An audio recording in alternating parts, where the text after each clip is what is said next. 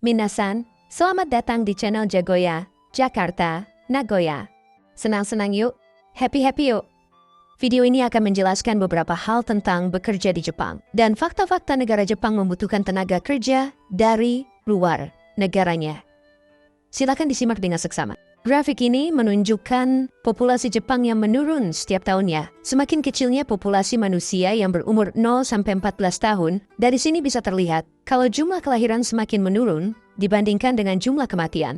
Selain itu, bisa dibayangkan dari grafik ini, jumlah penduduk Jepang yang berumur 15-64 tahun dibandingkan dengan yang berumur 0-14 tahun, bisa dibayangkan penurunan jumlah penduduk Jepang yang sangat signifikan untuk 20 tahun ke depan. Sehingga dapat disimpulkan, kalau Jepang pada saat ini sangat membutuhkan banyak tenaga kerja.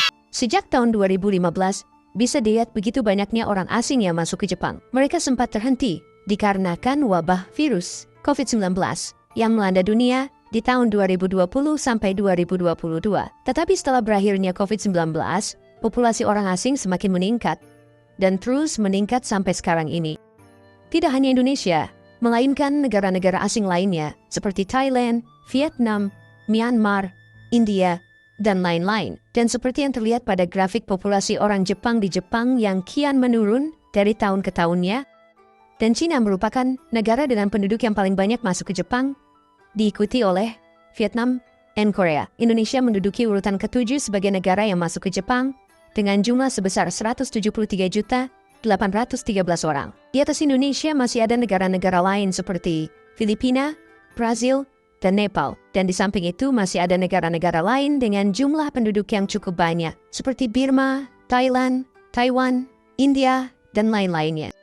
Dan saat ini saya akan memberikan sedikit gambaran gaji di Jepang. Rata-rata gaji di Jepang itu sekitar 515.000 yen atau sekitar 60.440.124 rupiah per bulannya. Hal ini tergantung pada bidang kerja, daerah kerja, pengalaman kerja, umur, dan ada beberapa hal yang menjadi penilaian untuk nilai gaji setiap orang. Ada beberapa contoh untuk gaji yang dijelaskan di sini. Contohnya, gaji di Tokyo, Osaka, dan Nagoya mempunyai nominal yang berbeda. Dan tentunya di kota-kota kecil lainnya juga akan berbeda. Di samping itu, gaji juga ditentukan dari bidang kerja, di mana sebagai akuntansi dan keuangan, sektor pertanian, restoran, dan sektor konstruksi akan mempunyai nominal yang berbeda-beda. Dan setiap perusahaan akan memberikan tunjangan-tunjangan untuk setiap pekerjanya seperti tunjangan perumahan, transportasi, asuransi kesehatan, pensiun, lembur, dan lain-lainnya. Hal tersebut diberikan kepada pekerja full-time atau shain dalam bahasa Jepangnya. Tetapi untuk pekerja paruh waktu atau part-time akan dibayarkan berdasarkan jumlah jam bekerjanya, yang dimana setiap kota dan daerah bidang bekerja juga mempunyai nominal yang berbeda. Dari hal-hal yang tadi, kesimpulannya, Jepang memberikan pembayaran gaji yang cukup baik kepada pekerja-pekerjanya. Selain itu, tidak sedikit dari pekerja-pekerja orang Indonesia yang merasa kerasan dengan bekerja di Jepang karena mereka bisa akrab, cocok, dan bergaul dengan baik dengan orang Jepang sebagai teman kerja mereka atau sebagai atasan mereka di Jepang. Ada beberapa tips yang bisa disampaikan di sini supaya kita bisa merasa kerasan bekerja di Jepang. Poin 1.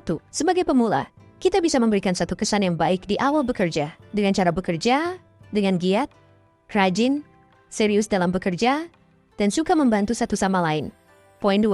Orang Jepang sangat menjunjung tinggi kejujuran dalam bekerja, sehingga alangkah baiknya apabila kita bekerja secara jujur dan mentaati setiap peraturan yang ada di perusahaan tempat kita bekerja. Poin 3. Di Jepang, setiap perusahaan sangat memperhatikan keselamatan setiap pekerjanya, sehingga orang Jepang itu mempunyai moto bekerja keselamatan nomor 1, atau yang dalam bahasa Jepangnya, Anzan Daiichi. Poin 4. Selain hal-hal tadi, masih ada beberapa hal lain yang perlu diperhatikan waktu bekerja di perusahaan Jepang, yang dimana setiap perusahaan mempunyai peraturannya sendiri-sendiri. Pada inti kesimpulannya, bekerja di Jepang bisa memberikan keuntungan yang cukup masuk logika untuk pekerja-pekerja Indonesia.